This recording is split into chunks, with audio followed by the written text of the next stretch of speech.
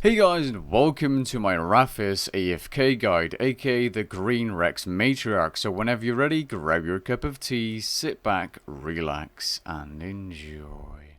This is an AFK guide, and to AFK this boss you will need decent combat stats, preferably overloads and curses, and at least 68 plus summoning.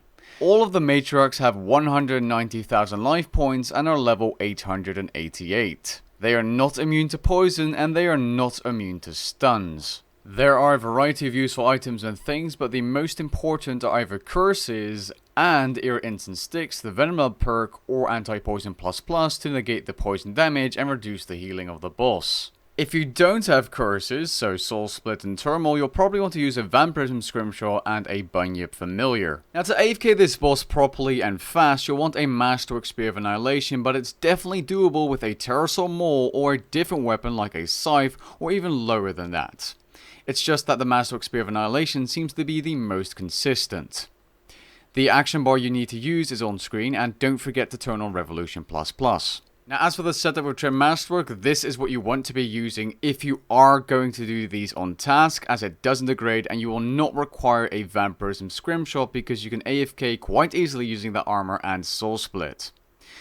Also, I added some armor spikes in there because they do actually work at these bosses. As for the inventory setup, emergency food, enhanced luck potion in case you are using a Ring of Death post PVM week, as you want to be using a Ring of Death then instead, weapon poison +++, overloads, super anti-poison ++, which could also be INCENSE sticks, or if you're using the Venom Blood perk you do not require these, super restores for prayer if your penance order runs out, the enhanced Excalibur and ancient elven ritual shard to save on some supplies, the spring cleaner to alch the rune salvage, and of course some notepaper to note some of the drops. If you're using a setup without the Matriarch Spear of Annihilation, your bar is going to be looking a little different, but the inventory setup is the same, and if you do have a Terrorsaur Maul, you can use it here. My kill speeds were around the same with the Matriarch Spear of Annihilation. I personally felt like the kills were a little smoother using the Matriarch Spear of Annihilation.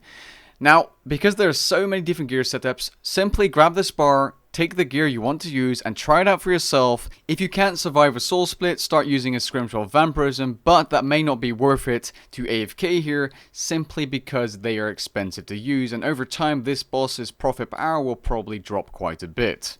I did try it without a Scrimshaw Vampirism using Bandles, Soul Split, and an Armored Gold Sword on Augmented, and it did go fairly well, which shows how easy this boss is to AFK if you have decent gear, but I did need to eat food and I was using overload, so keep that in mind. As for getting to the boss, it's really simple. Since it's the newest bit of PVM content, simply use the PVM Hub portal. Otherwise, if you're watching this in the future, simply go there on Anachronia, go to the entrance, get one kill, and after getting that one kill, simply attune your PVM portal to the Rex Matriarchs.